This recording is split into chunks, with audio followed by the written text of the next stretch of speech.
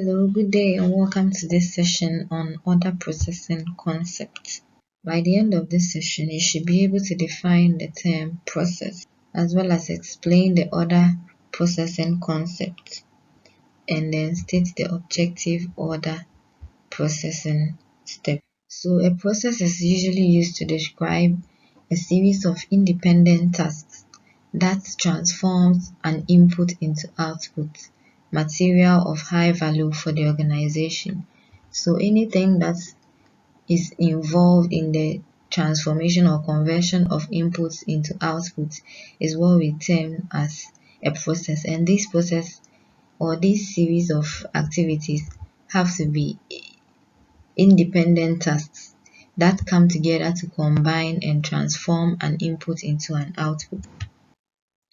So when we say the ordering process, it is also known as the order fulfillment process or demand management or order processing or order cycle or order management of the order. And it ensures that customer orders or orders that are placed by customers are fulfilled accordingly in line with the customer's requirements. So how customer orders are received and how they are converted into the actual order and made available to the customer is what we call as the customer or the order processing concept. So it ensures that the company takes customer orders or customer requests, processes them, and ensures that a final output is sent to customers in the form of goods that are being packaged in accordance with the customer's orders or requests. So it starts with forecasting and capacity planning, where in forecasting you determine what customers are likely to request for to meet their needs. Then after determining what customers are likely to request for, you determine your capacity, whether you can produce to meet those requests of the customers. And it ends with after sales activities. After making the goods and sending to the customers, you have to provide certain after sales services like repair and maintenance.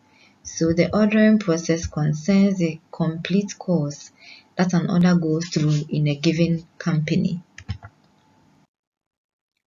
So sales order processing is key in every organization.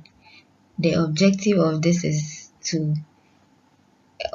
required to be governed by the type of organization, the market environment that the organization operates in, as well as the nature of products and marketing organization. So order processing has certain objectives that it seeks to achieve. One is to identify inefficient tasks in a given organization, the tasks that are redundant, the activities that are fast moving, activities that are slow moving, and those that are medium moving. Then you were able to determine how to apportion resources to each of these activities or tasks. It's also used to spot possible effectiveness improvement tasks. So after identifying the redundant ones, you are able to determine the areas that require improvement. And then it also helps you to understand where value can be added in a given organizational process. So some of the activities that are involved in order processing is enquiry. This is where the customer places an enquiry with the organization after they have come across an advertisement by the organization in relation to the product or service offerings in the organization. So after enquiry, the customer would request for quotation of the products that the organization offers, where the organization is expected to submit quotations in response to the request for quotations issued by the customers.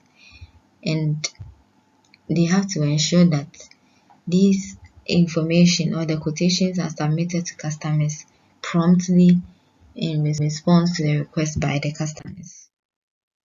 Then after you send your quotations, the customer will place their order. The procurement entity or the organization is expected to accept the order which includes review, reject, process, among others.